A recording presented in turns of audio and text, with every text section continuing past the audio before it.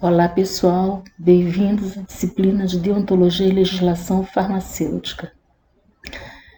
Essa é a nossa primeira aula e nós vamos falar sobre ética, bioética e deontologia farmacêutica, que diz respeito à ética da conduta profissional do farmacêutico. Essa nossa disciplina, ela aborda como um todo a regulamentação sanitária, a regulamentação profissional e a parte da discussão ética da conduta farmacêutica. Por que essa disciplina é necessária no currículo farmacêutico? Porque, assim como todas as profissões, a farmácia requer o seguimento de normas para assegurar que cada cidadão tenha acesso a uma assistência farmacêutica realizada por profissionais não só qualificados do ponto de vista técnico-científico, mas também com uma formação ético-moral.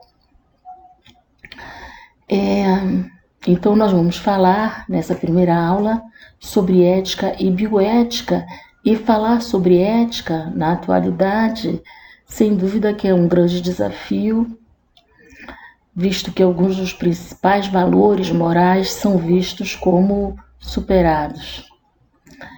E para muitos eticistas, a sociedade atual convive com uma profunda crise de valores, o que acaba refletindo nas profissões na área da saúde. Pessoal, a ética é a área da filosofia que estuda o comportamento humano.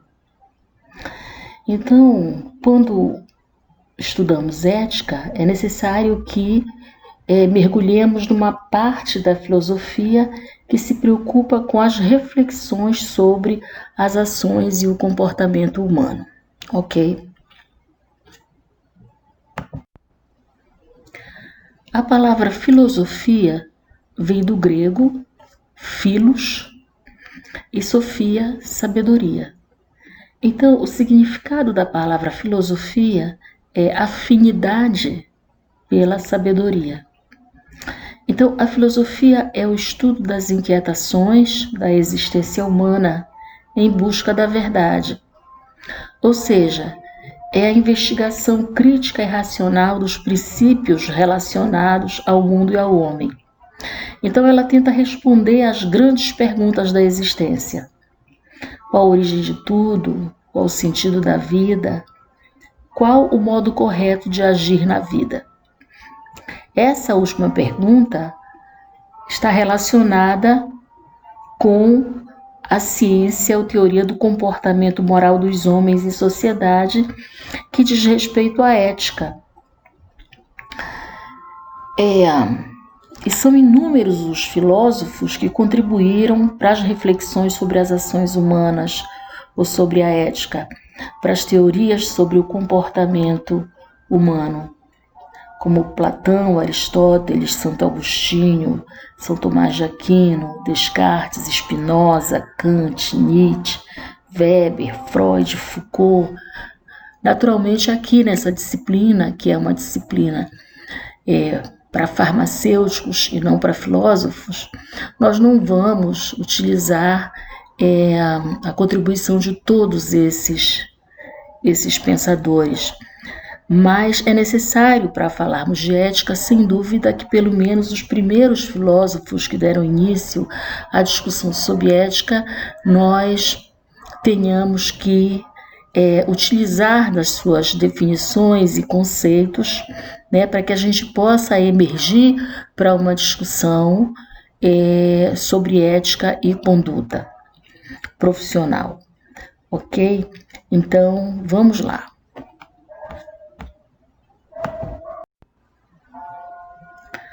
Ok, pessoal, então a ética se originou do termo grego ethos, e que significa modo de ser, caráter, costume, o comportamento. Lendo no slide, a gente vê a definição de ética como a reflexão sobre a ação humana. A ética é a teoria ou ciência do comportamento moral dos homens em sociedade, ou seja, é a ciência de uma forma específica do comportamento humano. Ou seja, a ética ela busca compreender o que está por trás do nosso modo de ser e de agir. Segundo Kant, o homem é um ser racional, por isso é dotado de consciência. Dessa forma, então, devemos agir não apenas por tradição ou hábito, mas sim por nosso intelecto e nossas convicções. Já o Platão, do mito da caverna, ele propõe que os humanos busquem a saída do mundo das impressões para chegar ao mundo das ideias por meio do conhecimento racional. Ou seja, o que isso significa nesses dois trechos de Kant e de Platão? Isso significa que o homem deve buscar o conhecimento verdadeiro para que ele tenha, de fato, as suas convicções acerca de qualquer assunto, para que isso possa ajudar na sua reflexão ética que deve anteceder a sua ação moral, ou a sua conduta, o seu comportamento. Quando eu penso no mito da caverna, isso me remete a uma metáfora da atualidade ao Facebook e ao WhatsApp. Pessoas que repassam informações e que acreditam nessas informações sem ir em busca da verdade ou sem verificar a veracidade da informação e repassam e disseminam a informação até com uma certa irresponsabilidade, à medida que não tem certeza se aquilo é verdadeiro. Então, é importante que a gente tenha responsabilidade sobre os nossos atos. E essa responsabilidade, ela vem da verdade. Segundo Aristóteles, o homem é um ser social que precisa viver em grupo. E dessa forma, é necessário que o homem não faça ao outro o que não gostaria que fizesse consigo mesmo. Ou seja, os indivíduos na atualidade, eles agem de uma maneira geral, colocando seus interesses pessoais à frente dos interesses coletivos, e isso é muito negativo para a sociedade, à medida exatamente que nós precisamos viver em coletividade, porque somos seres políticos e sociais, e que para isso é preciso que a gente tenha harmonia. Ou seja, então a ética, ela pode contribuir para essa harmonia e bem-estar social. Por quê? Porque ela representa um conjunto de instrumentos que são capazes de orientar o comportamento do indivíduo para a vida em sociedade, mas para que isso seja verdadeiro, é necessário que cada pessoa tenha um comportamento ético e que seja responsável por suas ações. Vamos falar de moral. Moral é o conjunto de normas que orientam o comportamento humano em uma comunidade ou cultura. Então, a moral, ela estabelece regras que são assumidas pela pessoa como uma forma de garantir o seu bem viver. Então, a moral, ela garante uma identidade entre pessoas que sequer se conhecem, mas utilizam esse mesmo referencial moral comum. Por que isso acontece? Porque a moral, ela é essencialmente uma construção histórico-cultural, algo que depende das ações humanas, por isso muda com o lugar e com o tempo. Então, frequentemente, nós não notamos a origem cultural dos valores éticos, ou do senso moral e da consciência moral, porque somos educados neles e os cultivamos como se fossem naturais, para garantir a manutenção desses padrões morais que são passados de gerações para outras gerações. Então, dessa forma, a sua continuidade através das gerações tende a naturalizá-los na sociedade. A moral, então, ela está associada ao costume que significa comportamentos que são aceitos, esperados, incentivados em uma sociedade, abrangendo uma série de crenças e valores que determinam o comportamento dos indivíduos. Ok? Então, a moral, ela se consolida a partir do comportamento das pessoas. Então, é necessário que as pessoas tenham uma postura ética diante das suas ações, porque a longo prazo essas ações, elas se cristalizam, elas se consolidam e se naturalizam com uma moralidade estabelecida. Uma coisa importante aqui é resgatar o conceito do que é imoral e do que é amoral. Imoral é a negação ou a afronta às convenções morais. E amoral é não ter senso do que seja moral, ok? Então, sabemos que a moral é um código de conduta, então, estabelecido numa determinada sociedade e que é influenciada naturalmente pelo comportamento das pessoas que vão definir essa moralidade, e cada uma dessas pessoas tem como influência seus valores religiosos, seus valores sociais e econômicos, valores que elas reproduzem do grupo social ao qual tem pertencimento. Né? Onde é que está a grande questão? A grande questão está em o ser humano ter responsabilidade sobre seus atos, entender que vive em sociedade e que sua responsabilidade não é só consigo mesmo, mas com o todo, com o grupo social ao qual pertence, e que dessa forma, para que viva em harmonia, é necessário que ele tenha respeito às outras pessoas e que ele haja se colocando no lugar do outro também com empatia. Né? Porque a longo prazo essa ação e esse seu comportamento se cristaliza como uma conduta moral. Ok, pessoal, falamos de ética, falamos de moral, agora devemos falar de direito. Então, o que é direito? É um sistema de normas de conduta imposto por um conjunto de instituições para regular as relações sociais. Bom, pessoal, o papel do direito perante a sociedade é, então, a busca pela justiça. Mas o que é justiça? Justiça é a qualidade do que está em conformidade ou em concordância com o que está correto, ou com o que é justo, ou com o que é certo. Então, as normas jurídicas, elas existem para fazer cumprir a justiça no convívio social e procurando prevenir e solucionar os conflitos que possam vir a existir. Nesse sentido, o direito é o conjunto das leis, disposições que regulam obrigatoriamente as relações da sociedade, no sentido de regular as condutas humanas por meio de direitos e deveres.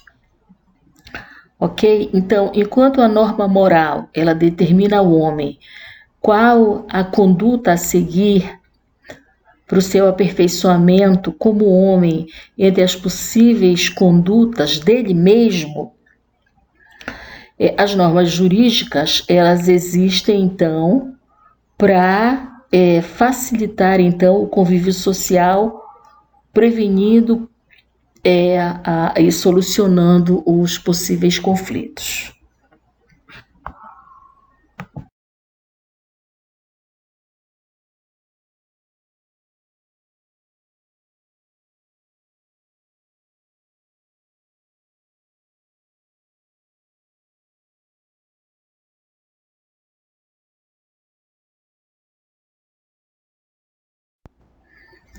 Ok, pessoal, vamos falar um pouco de bioética agora. Então, a bioética, ela é uma das formas da ética aplicada. E seu objetivo é tratar das questões de valor nas ciências da vida. Então, como a própria frase do slide diz, a bioética, ela se preocupa com a ambivalência da ciência e da técnica. A bioética, ela surgiu na segunda metade do século XX, devido ao grande desenvolvimento da medicina e das ciências que avançaram cada vez mais para a modificação da vida humana, bem como para a utilização, por vezes, de pesquisas muito invasivas no indivíduo. A bioética, os primeiros textos, né, os primeiros documentos de bioética começaram a ser escritos na década de 50 e 60, logo no pós-guerra, depois da Segunda Guerra Mundial. E ela surgiu também como uma contraposição aos horrores, às atrocidades que ocorreram nas pesquisas realizadas nos campos de concentração nazista, onde os humanos foram usados como cobaias humanas e foram submetidos a inúmeras intervenções muito dolorosas, sem o consentimento do indivíduo, e pesquisas que não produziram absolutamente nenhum benefício para a humanidade. Então isso, de fato, chocou o mundo inteiro e, a partir daí,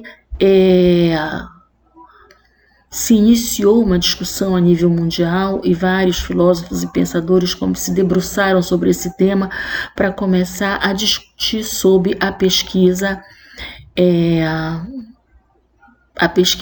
em seres vivos, particularmente em seres humanos, e que essa pesquisa, assim como a prática clínica ou as intervenções terapêuticas, deveriam ser reguladas, né, à luz da ética, para que as atrocidades não ocorressem, para que malefícios e danos não ocorressem aos indivíduos, aos humanos, ok? Então, a bioética é uma parte da ética que faz essa intermediação, né, entre a ciência e a técnica e os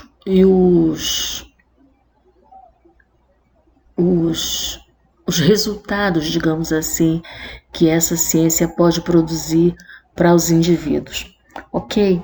Então, a gente pode dizer que a bioética, ela designa um conjunto de questões éticas que coloca em jogo os valores originados pelo poder cada vez maior das intervenções técnico-científicas nos seres vivos.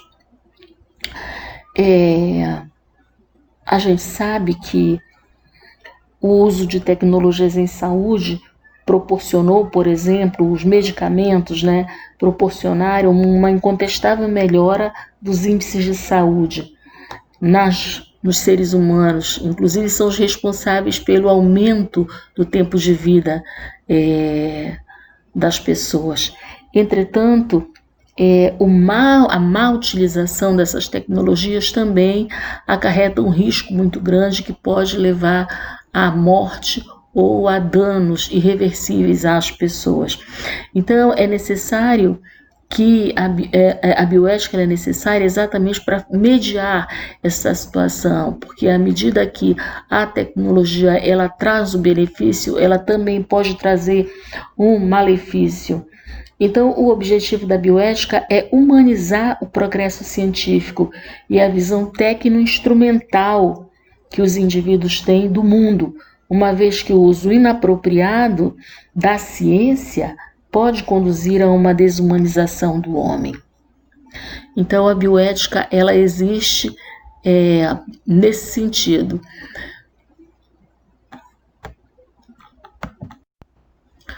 Ok.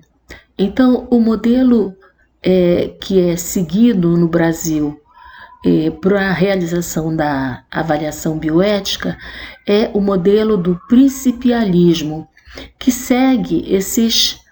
utiliza 4 princípios como base para a avaliação bioética, que são os princípios da autonomia, não maleficência, beneficência e justiça. No Brasil, a bioética ela é regulamentada pela resolução número 466 de 2012. E essa regulação, essa resolução, ela então regulamenta a pesquisa em seres humanos, tanto a pesquisa por meio de intervenção ao corpo, como também pesquisas observacionais. Então, qualquer pesquisa que possa levar a uma alteração física, psíquica ou social ao indivíduo, ela está subordinada a essa resolução.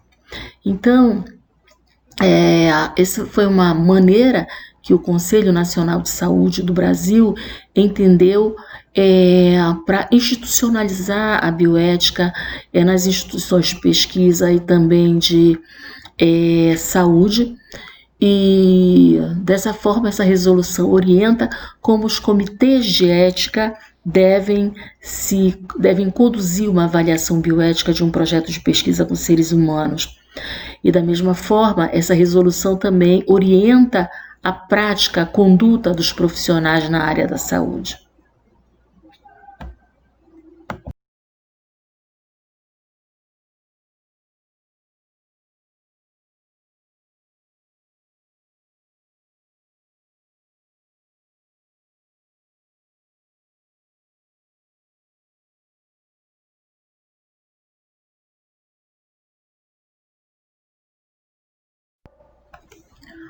Ok, então vamos iniciar falando do princípio autonomia. Então, o princípio da autonomia do sujeito é um dos pilares da bioética. Então, segundo este conceito, ao indivíduo deve ser dado o poder de decisão sobre o seu próprio corpo. Isso significa dizer que todo indivíduo deve ter o poder de decisão para decidir diante de alguma intervenção sobre o seu corpo ou alguma decisão terapêutica relacionada à sua vida ou ao seu tratamento. Autonomia significa dizer capacidade de agir livremente, ou então agir intencionalmente com conhecimento do que está fazendo. Naturalmente, não são todos os indivíduos que têm autonomia, porque existem indivíduos, um recém-nascido, por exemplo, não tem conhecimento, não consegue decidir por si só sobre uma intervenção. Da mesma forma, um paciente psiquiátrico que não tem capacidade de avaliação. Nessa situação, um responsável por essa pessoa é quem vai tomar a decisão acerca de qualquer intervenção terapêutica relacionado a esse indivíduo. Então, o princípio da autonomia, ele determina que todos os indivíduos têm direito a consentir ou recusar propostas de caráter preventivo, diagnóstico ou terapêutico que tenham potencial de afetar sua integridade física ou psíquica. Então, o consentimento deve ser dado livremente após o esclarecimento sobre o procedimento dentro do nível intelectual do paciente ou sujeito da pesquisa. Então, vamos lá.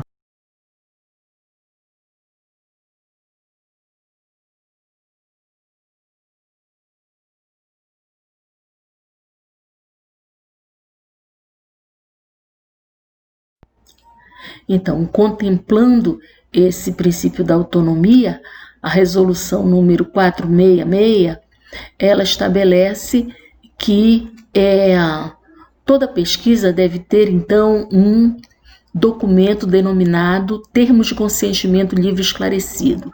Então, desse processo diz respeito à dignidade humana, que exige que toda pesquisa que se processe com o consentimento livre, informado e esclarecido dos participantes, indivíduos ou grupos que por si ou por seus representantes legais manifestem a sua anuência à participação na pesquisa. Então, entende-se por processo de consentimento livre e esclarecido todas as etapas a serem necessariamente observadas para que o convidado a participar de uma pesquisa possa se manifestar de forma autônoma, consciente, livre e esclarecida. ok? Então, na maioria das vezes, qualquer pesquisa com seres humanos, desde que essa pesquisa tenha alguma intervenção ou tenha alguma relação direta com o indivíduo da pesquisa, por exemplo, nos estudos observacionais, quando a gente vai fazer uma pesquisa, um inquérito, onde você vai precisar fazer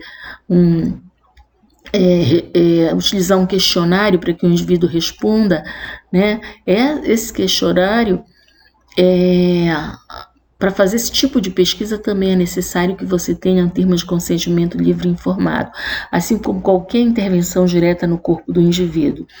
E esse termo de consentimento, então, tem que ter no corpo do termo de consentimento, de forma bem clara, o que é a pesquisa, qual é o tipo de dano esperado, qual é o tipo de risco possível, risco mínimo, e qual é o benefício que aquela pesquisa vai gerar, e todos os contatos dos pesquisadores, enfim, de uma forma clara para que o indivíduo da pesquisa entenda e aceite participar. E dessa forma ele assina o termo, e só dessa forma é que a pesquisa poderá ser realizada. Então, o termo de consentimento livre e esclarecido é uma materialização, vamos dizer assim, do princípio da autonomia, e que é fundamental para garantir a lisura da pesquisa. Então, na maioria das vezes, na pesquisa, por exemplo, de investigação de eficácia de medicamento, que são processos de intervenção, os pacientes ou os voluntários precisam assinar termos de consentimento livre e informado. Então, as pesquisas de fase 1, 2 e 3 dos medicamentos, e até em fase 4, se forem intervenções, é preciso que o paciente assine um termo de consentimento livre e informado. Isso, na maioria das vezes, acontece no nível da pesquisa. No âmbito da prática clínica, em geral, o paciente ele não assina nenhum termo, ele apenas é orientado pelo profissional de saúde acerca do que vai acontecer, qual é o procedimento terapêutico o procedimento ou tratamento que ele será submetido, e aí ele poderá aceitar ou não, ok? Embora em determinadas situações, quando são situações de risco, por exemplo, se você vai fazer uma ressonância magnética, né, e você precisa utilizar uma substância de contraste, e essa substância é a base, por exemplo, de iodo, isso pode levar a um risco, então o médico solicita que você assine um termo de consentimento livre e informado, para entender os riscos que aquele procedimento pode acarretar. Nós temos exemplos dentro da prática farmacêutica, por exemplo, com o uso do medicamento talidomida, que é um medicamento que tem um alto risco teratogênico, é um medicamento que já foi até banido de outros países, mas no Brasil ele ainda existe e ele é utilizado em algumas situações de tratamento. Então, como ele é teratogênico, todas as mulheres em idade fértil que forem utilizar esse medicamento, elas devem assinar um termo livre e esclarecido do risco relacionado àquele tratamento, ou seja, que elas têm ciência daquele risco, mas mesmo assim elas estão se submetendo àquele tratamento. Então, eu dei exemplos para vocês dentro da prática clínica, em que situação a autonomia deve ser respeitada, e do ponto de vista da pesquisa também, como a autonomia é avaliada. Vamos agora para os princípios de beneficência e não maleficência. Beneficência é o que estabelece que devemos fazer o bem aos outros, independente de desejá-lo ou não. Já a não maleficência é a obrigação de não infligir dano intencional.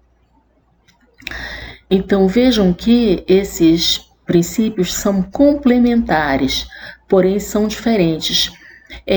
Alguns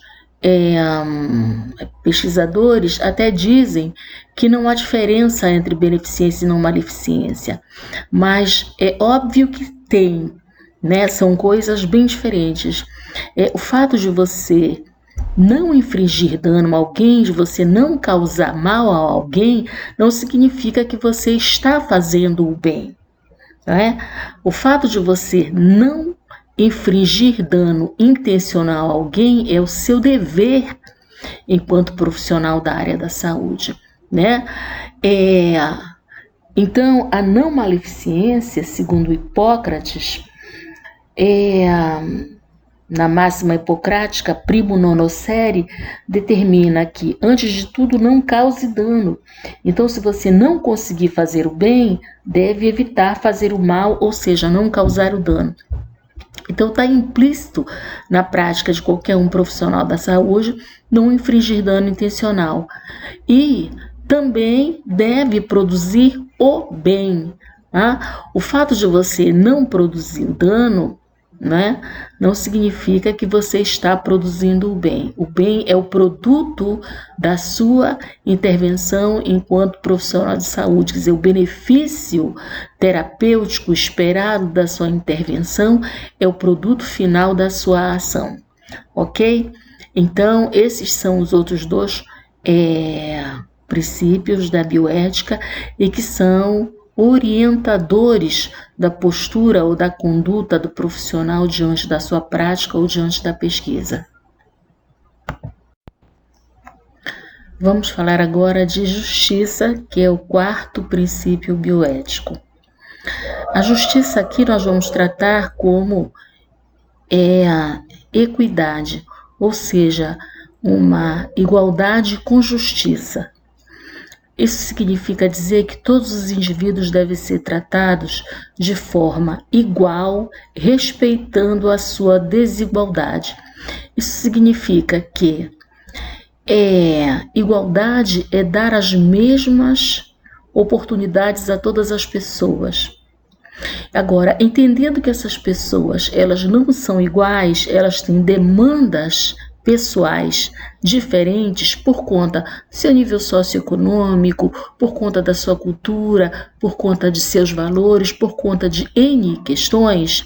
Então, a equidade diz respeito a adaptar as oportunidades, deixando-as justas. Então, respeitando, né, a desigualdade que essa pessoa apresenta, trazê-la para o mesmo pé de igualdade de todos os outros. Então, isso seria equidade. Segundo Aristóteles, devemos tratar igualmente os iguais e desigualmente os desiguais, na medida de suas desigualdades. Então, diz respeito à distribuição justa dos bens e serviços em saúde e também dos produtos de pesquisa. É nesse sentido que a justiça é utilizada dentro da bioética. Aqui, se nós formos falar do Sistema Único de Saúde, a equidade ela é um dos princípios doutrinários do SUS. Então, qual seria um exemplo de equidade dentro do SUS? Então, por exemplo, uma vítima de acidente grave que passa na frente de quem necessita de um atendimento menos urgente, mesmo que esta pessoa tenha chegado antes no serviço de saúde. Então, isso é reconhecer a gravidade do indivíduo que está numa vulnerabilidade maior, então por isso ele será atendido antes do outro, ok?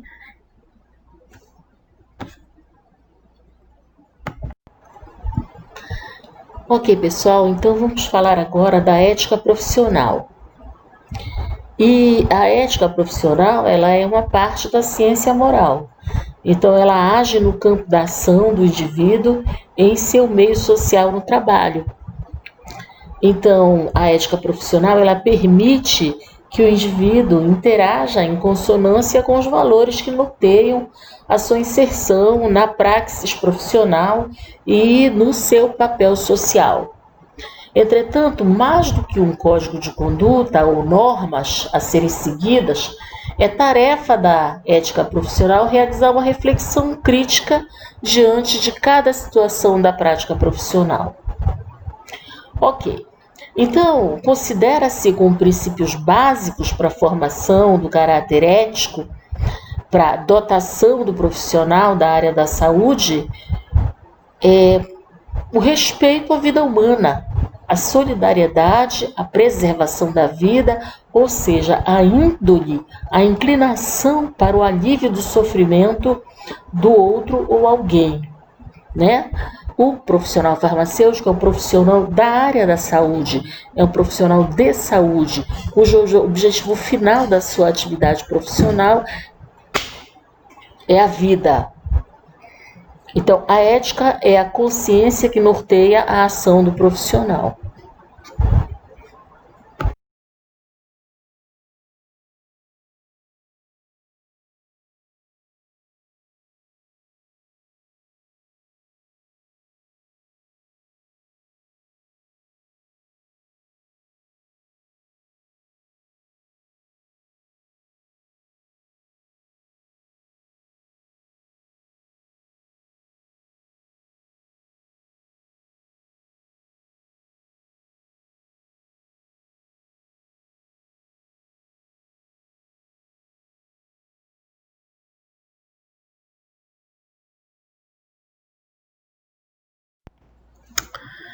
Ok, pessoal, então a resolução 596 de 2014 é a resolução que regulamenta o atual Código de Ética Farmacêutico. Então vamos aqui fazer uma leitura dos primeiros itens do Código de Ética. Então, dos princípios fundamentais. O exercício da profissão farmacêutica tem dimensões de valores éticos e morais que são regulados por esse Código de Ética, além de atos regulatórios e diplomas legais vigentes, cuja transgressão poderá resultar em sanções disciplinares por parte do Conselho Regional de Farmácia, após a apuração de sua comissão de ética, observado o direito ao devido processo legal, ao contraditório e à ampla defesa, independentemente das demais penalidades estabelecidas pela legislação em vigor no país. Ou seja, o Conselho Federal de Farmácia e os Conselhos Regionais de Farmácias, eles têm competência, né, e direito público para executar uma penalidade diante da infração ao Código de Ética pelo profissional. Ok. Então, o farmacêutico atuará com respeito à vida humana, ao meio ambiente e à liberdade de consciência na situação de conflito entre a ciência e os direitos e garantias fundamentais previstos na Constituição Federal.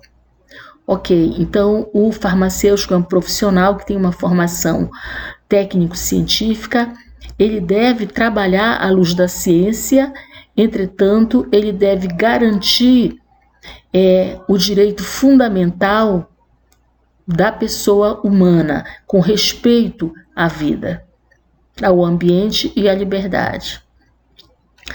Terceiro, a dimensão ética farmacêutica é determinada em todos os seus atos, sem qualquer discriminação, pelo benefício ao ser humano, ao meio ambiente e pela responsabilidade social.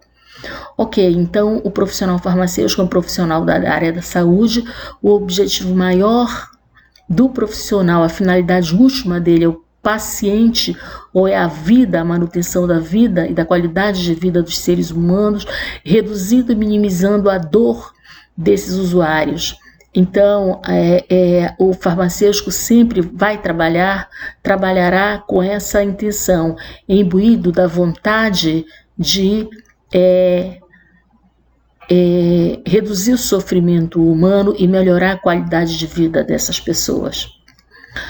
O farmacêutico responde individual ou solidariamente, ainda que por omissão, pelos atos que praticar, autorizar ou delegar no exercício da profissão. Esse outro artigo aqui ele é muito importante porque O farmacêutico é um profissional que trabalha com uma equipe subordinada a ele. Então, mas essa subordinação dos técnicos ao farmacêutico indica que o farmacêutico é responsável individual e solidariamente sobre qualquer ato ou falha ou falta humana de sua equipe. Então, o farmacêutico deve treinar os seus subordinados para que esses subordinados, para que essa equipe técnica subordinada a ele não cometa falhas e trabalhe à luz da técnica e da ciência sob a possibilidade de causar uma falha humana e penalizar a conduta do farmacêutico, que é o responsável pela equipe. Ok? Ok, pessoal, então vamos ver agora de onde é que surgiu esse código de ética. Bom, a Lei 3.820 de 1960, ela criou os Conselhos Federais de Classe dos profissionais da área da saúde. E entre esses profissionais, o farmacêutico. Então, esses conselhos eles foram criados para regulamentar as profissões com a finalidade maior de supervisionar a ética do profissional. Então, vejam bem, nós, os profissionais da saúde, nós somos profissionais liberais. Então, nós temos autonomia técnico-científica, né? Nós temos independência em relação a outros profissionais.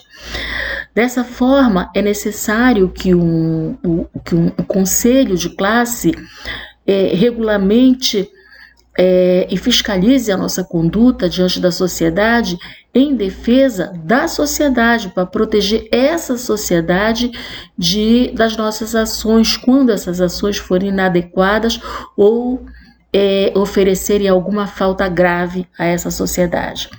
Então, a Lei 3.820, ela criou o Conselho Federal de Farmácia. O Conselho Federal de Farmácia criou os Conselhos Regionais de Farmácia, porque a fiscalização da nossa profissão ela é descentralizada para as regiões ou para os estados. Então, um farmacêutico, quando ele se forma, ele solicita a carteira profissional farmacêutica, que irá habilitá-lo a trabalhar ou a desenvolver a atividade farmacêutica, e aí, à medida que ele o faz, ele passa a ser, então, fiscalizado na sua conduta profissional por aquele Conselho Regional de Farmácia responsável pelo seu registro, ok?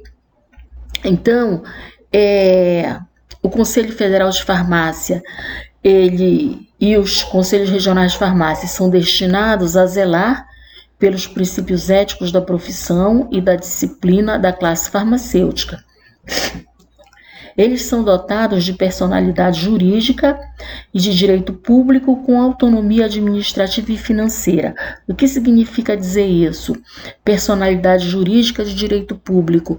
Bom, esses conselhos federais, o Conselho Federal, assim como o de Medicina e o de Odontologia, entre outros, o de Farmácia, eles têm poder jurídico à medida que eles podem regulamentar, eles podem gerar leis, normas, não é?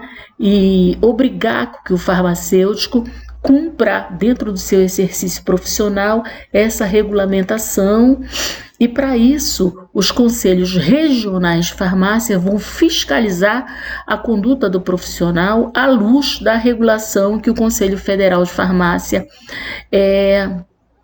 elaborou e fez cumprir, ok? Então, nesse sentido, os Conselhos Federais de Farmácia, eles têm, então, personalidade jurídica de direito público, mas eles têm autonomia administrativa e financeira. Por quê?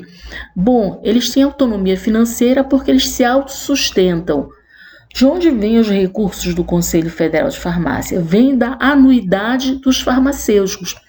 À medida que o farmacêutico tem um registro no Conselho Federal de Farmácia, no Conselho Regional de Farmácia, ele passa a pagar uma anuidade para esse Conselho Regional. E esse Conselho Regional precisa dessa anuidade para que ele possa se operacionalizar para poder fazer a fiscalização da conduta profissional desses farmacêuticos que estão na sua atividade de trabalho. Ok? Então, isso gera a autonomia financeira do Conselho Federal e do Regional. E eles têm autonomia administrativa porque eles são eleitos por voto direto e universal dos farmacêuticos registrados nos conselhos. Ok? Então, eles independem da política externa, vamos dizer assim, e de concursos públicos, né? Eles são eleitos pela categoria farmacêutica, ok? Bom, então o Conselho Regional de Farmácia, ele fiscaliza a prática do profissional farmacêutico. Então, as atribuições do Conselho Federal de Farmácia regulamentar a profissão farmacêutica, incluindo o Código de Ética Farmacêutico, da conduta ética do profissional, e os conselhos regionais, eles vão, então, habilitar o profissional farmacêutico por meio da carteira profissional do farmacêutico, ok? E dessa forma, então, o Conselho Regional de Farmácia é responsável pela fiscalização da conduta ética do profissional e o Conselho Federal pela regulação da profissão farmacêutica por meio das regulamentações, das resoluções da conduta do profissional.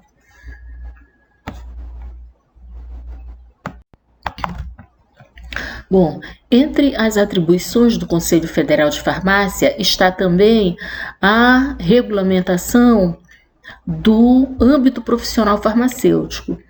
Então, a resolução atual, ela é a 572 de 2013 e ela dispõe sobre a regulamentação das especialidades farmacêuticas por linha de atuação. Então, as linhas de atuação que agrupam as especialidades farmacêuticas são alimentos, análises clínico-laboratoriais, educação, farmácia, farmácia hospitalar e clínica, farmácia industrial, gestão, práticas integrativas e complementares, saúde pública e toxicologia. Então, o farmacêutico ele pode atuar em todas essas áreas, segundo a regulação do Conselho Federal de Farmácia, sendo que aquelas atividades que possuem uma relação direta com o medicamento, como farmácia, farmácia hospitalar e clínica, farmácia industrial, essas são atividades privativas do farmacêutico e nenhum outro profissional pode exercer, apenas o farmacêutico. As outras atividades fazem interface com outros profissionais da área da saúde, como toxicologia, saúde pública, as práticas integrativas, e aí se inclui a homeopatia, florais, acupuntura. Então, alimentos que faz a interface com a engenharia do alimento, análises clínicas laboratoriais que faz a interface profissional com médicos, biomédicos, microbiologistas, virologistas, etc. Então, é um campo vasto. O Conselho Federal de Farmácia, ele o tempo inteiro busca a ampliação do campo de atuação do farmacêutico, atendendo às demandas da sociedade e delimitando esse âmbito dentro da capacidade e competência do profissional farmacêutico de acordo com a sua formação. Ok?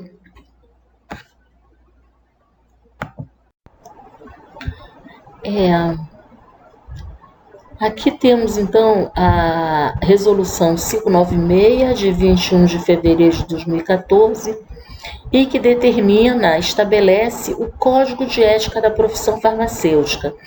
Então, o Código de Ética, ele coloca em linhas gerais como deve ser a conduta ética do farmacêutico diante da profissão. Então, o Código de Ética Farmacêutica é o conjunto de normas que devem ser observadas pelos farmacêuticos, no exercício de seu âmbito profissional em favor da saúde das pessoas. Então, o Código de Ética Farmacêutico respeita todos os dispositivos legais vigentes, como a Lei número 6.838, de 80, que dispõe sobre o prazo prescricional para a punidade do profissional liberal por falta sujeita a processo disciplinar. Ok, o que isso significa dizer?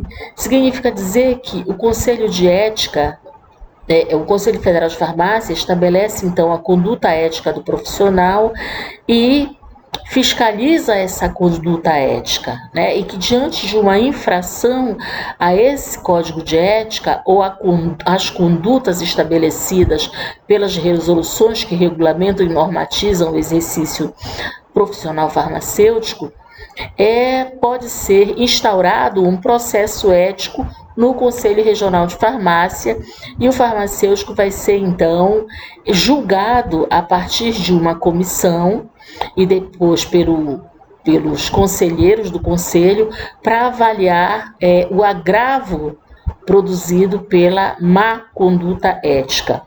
Então, em seguida, nós vamos ver como é que ocorre, como é que se desenvolve esse processo ético. Então, na verdade, o Conselho Regional de Farmácia, ele avalia a conduta ética do profissional à luz da resolução do Código de Ética Profissional Farmacêutico, quando a infração for uma infração ética. Vamos falar então do processo ético. Bom, pessoal, geralmente o processo ético ele tem início na fiscalização, no momento que o fiscal do Conselho Regional de Farmácia vai no ambiente de trabalho do farmacêutico e verifica alguma inadequação. Nesse caso, o próprio farmacêutico fiscal, ele notifica o farmacêutico no seu ambiente de trabalho e abre um processo administrativo ético. Existem outras formas de se iniciar processo ético? Sim, né? É possível que alguém faça a queixa do farmacêutico direto no Conselho Regional de Farmácia, por meio da ouvidoria, por exemplo. Entretanto, a maioria dos processos tem início na fiscalização. Então, à medida que o processo ético foi formalizado, o farmacêutico é então intimado a comparecer para ser ouvido na comissão de ética farmacêutica. A comissão de ética, então, ouve, né, faz a arguição do farmacêutico faltoso e ouve o que ele tem a declarar.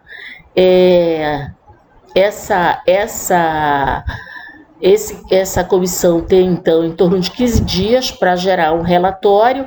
Esse relato do processo da comissão de ética é repassado, então, para um conselheiro relator, e esse conselheiro relator ele leva para a plenária dos conselheiros do Conselho Regional de Farmácia, que irá, então, votar qual será o resultado desse processo administrativo ético, qual será a penalização do farmacêutico. Essa penalidade, que pode ser multa, suspensão, enfim, várias outras possibilidades, vai depender do agravo do provável agravo que a inadequação verificada pelo fiscal possa ocasionar aos usuários dos serviços farmacêuticos. Ok, pessoal, vamos falar agora da classificação das faltas, ok? Então, naturalmente, a penalidade que será atribuída ao farmacêutico faltoso vai depender da natureza dessa falta. Então, a falta ela pode ser denominada como dolosa ou culposa. A dolosa é quando há a intenção de causar um dano e o ato é praticado com vistas a atingir um fim almejado. Então, dentro de uma hierarquia, né, de agravos, a dolosa seria a mais grave. Nós temos o outro tipo, é a culposa. A culposa, ela pode ser denominada de 3 maneiras. Ela pode ser negligência, imperícia ou imprudência. O que é uma falta culposa? É o ato praticado sem ter pretendido o resultado ou assumido o risco de produzi-lo. Então, é um ato sem intenção, mas que poderia ser evitado. Então, é culposo. Alguém comete uma falta, mas essa falta não é intencional. Essa falta culposa, ela pode ser definida como negligência, imperícia ou imprudência. Bom, vamos lá. A negligência, ela é conhecida como desatenção. É o ato falho por falta de cuidado ao exercer certo ato. Então, consiste na ausência de cuidado necessário, implicando em omissão ou inobservância do dever. Já a imperícia, ela significa a falta de técnica ou de conhecimento. Então, pode ser um erro ou um engano na execução do ato, por omissão do conhecimento que o farmacêutico não deveria desprezar, pois consiste em sua função, pois seus atos podem provocar danos ao outrem, ok? Então, a imperícia é quando o farmacêutico falhou pela inobservância da técnica necessária. E a negligência, a imprudência é a ação revestida de má fé, é o conhecimento do mal, né? Essa pode ser confundida com o ato intencional de praticá-lo, ação de imprevidência, né? Então é uma despreocupação ou aparência de dolo, né? Ou de dano. É quando o indivíduo, mesmo sabendo do dano que pode ser produzido, né?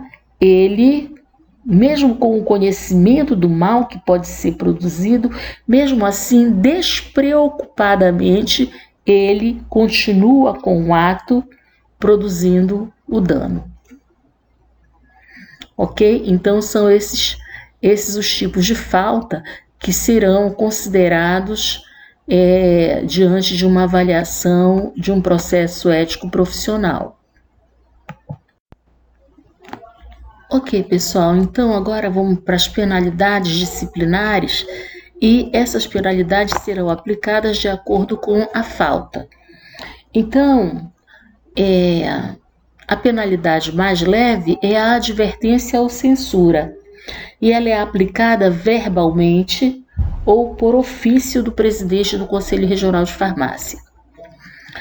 A segunda penalidade é a multa de valor igual a 1 ou a 3 salários mínimos regionais.